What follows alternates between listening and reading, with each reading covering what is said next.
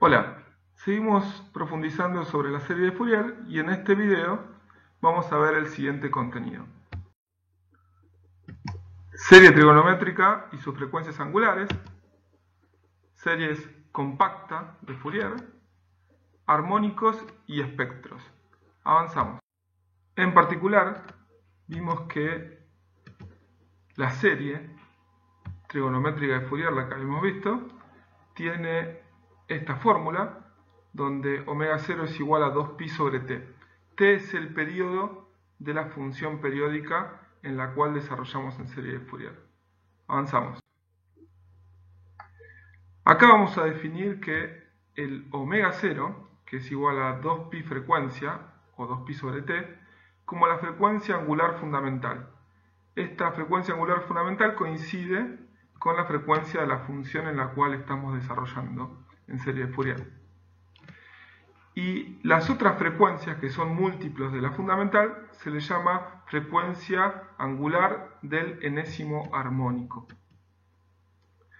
En particular, nosotros tenemos esta fórmula, donde tenemos aquí la frecuencia fundamental, angular fundamental, multiplicado por n, y también la podemos encontrar de la siguiente manera, donde está expresada en función de la frecuencia angular del enésimo armónico. Avanzamos. La serie compacta de Fourier se define de la siguiente manera. Acá lo que estamos viendo es que desaparece la parte de senos y los coeficientes toman otros nombres, c sub n, y aparece aquí un ángulo que se encuentra dentro del argumento de este coseno. Ahora surge la siguiente pregunta. ¿Esta serie de Fourier es igual a la trigonométrica que ya veníamos conociendo? Esta en particular. Vamos a ver que sí, que es igual. Veamos por qué. Ahora vamos a determinar la serie compacta de Fourier partiendo de la serie trigonométrica de Fourier, que es la expresión conocida. Veamos cómo seguimos. En este caso, lo que estamos haciendo en esta expresión es multiplicar y dividir por raíz cuadrada de a sub n cuadrado más b sub n cuadrado. ¿Para qué hacemos esto? Porque tenemos la posibilidad de utilizar este triángulo rectángulo donde podemos colocar el a sub n como el cateto adyacente del θ n y el b sub n como el cateto opuesto del θ n, y se define como hipotenusa una c sub n que va a depender de la a sub n al cuadrado más la b sub n al cuadrado, todo esto raíz cuadrada. Valiéndonos de identidades trigonométricas, pasamos de esta expresión, viendo el triángulo rectángulo, vemos que esta expresión es el coseno de θ n, y vemos que esta expresión no es más ni menos que el seno de θ n.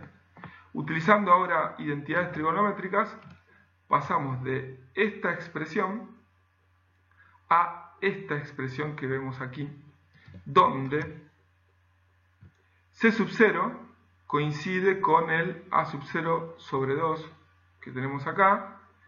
El c sub n que tenemos es el a sub n cuadrado más b sub n cuadrado raíz cuadrada, y el θ n no es ni más ni menos que el arco tangente del menos b sub n sobre el a sub n, ¿sí? Esto no es ni más ni menos que utilizar una identidad trigonométrica. Entonces, hallamos esta expresión, que es la de la serie compacta, partiendo de la serie trigonométrica. Avanzamos. La serie compacta nos va a proporcionar la siguiente información.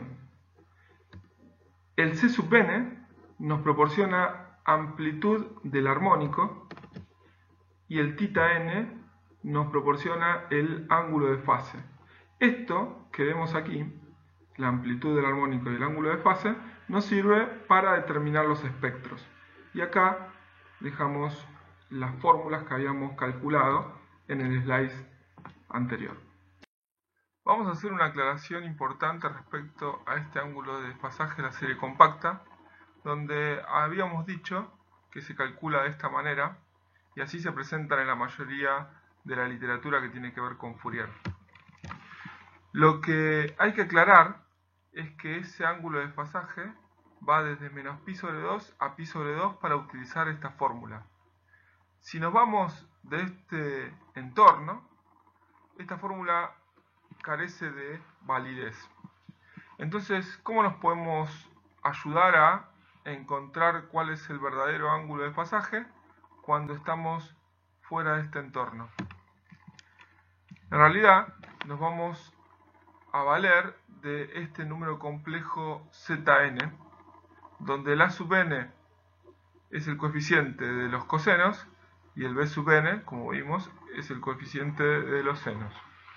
Entonces, este número complejo me va a definir tanto el ángulo de desfasaje como la amplitud de los armónicos de la serie compacta. De esta manera, simplemente lo que hacemos es calcular el ángulo y el módulo de ese número complejo que se define con el A sub n y con el B sub n de la serie trigonométrica. Entonces, el ángulo surge de esto que tenemos acá y el módulo surge de hacer el A sub n y el B sub n cuadrado. Es decir, pasamos el Zn a la forma polar, determinamos el ángulo y determinamos el módulo y van a complementar el ángulo de desfasaje de la serie compacta y la amplitud de cada armónico que tienen en la serie compacta. Sigamos. Para clarificar lo que vimos en el slide anterior, lo que vamos a ver es un ejemplo de pasar a serie compacta de esta función que es menos 3 coseno de t. Si trabajamos con esta función, lo que vamos a obtener es que a sub 1 es igual a menos 3 y b sub 1 es igual a 0. Porque acá es lo mismo que estamos diciendo, 0 seno de t. O sea, esto sería a sub 1 y esto sería b sub 1. Entonces, utilizando la fórmula del arcotangente que vimos en la diapositiva pasada, vemos que el ángulo nos da 0, porque sería menos 0, que viene del b sub 1, dividido menos 3, que es el valor de la sub 1. Entonces nos da un ángulo de desfasaje de la serie compacta de 0. Por otro lado, el c sub n vale 3, porque sería menos 3 al cuadrado, más 0 al cuadrado raíz cuadrada sería 3. Entonces, pasando esta función a la serie compacta, me queda 3 coseno de t más 0. Acá no lo pusimos porque es más 0. O sea, esto es simplemente un absurdo, porque menos 3 coseno de t no es igual a 3 coseno de t. Entonces, acá estamos viendo un ejemplo donde estamos trabajando con esta función, con el arco tangente, con esa fórmula que se da en toda la literatura de Fourier, y vemos que para este caso falla. Entonces, vamos a utilizar el número complejo z, que es el que habíamos hablado en la diapositiva anterior. Ahora, utilizando el número complejo z, tenemos que el a sub n vale menos 3 y que el b sub n vale 0. Entonces lo que vamos a proceder es calcular el ángulo y el módulo de este número complejo, y es el que nos va a definir el ángulo de la serie compacta.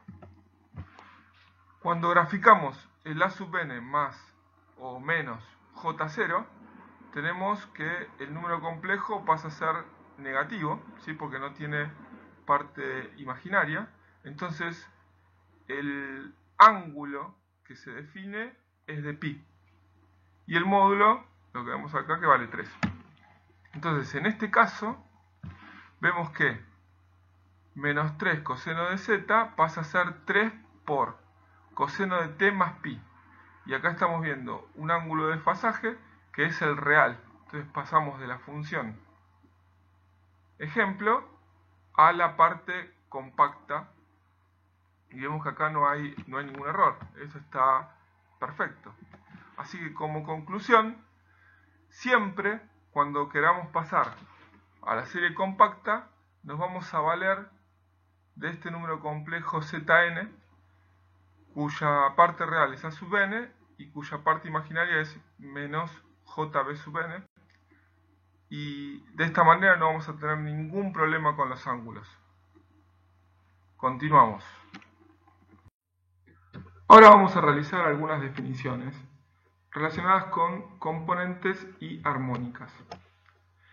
Lo que vemos acá, no es ni más ni menos que un término de la serie compacta de Fourier, y a ese término lo definimos como la enésima armónica de la serie de Fourier que representa f de t.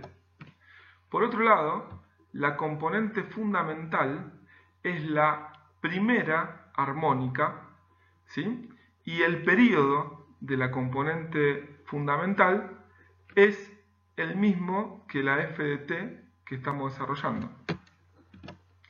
Por otro lado, el omega 0, que la definíamos como 2pi sobre t o 2pi frecuencia, se le llama frecuencia angular fundamental, ¿sí? Esto ya lo habíamos mencionado. Pasemos al siguiente slide. Continuando con las definiciones, vemos que la componente directa es el término C sub 0 y corresponde al valor medio o el valor promedio de f de t en cada periodo.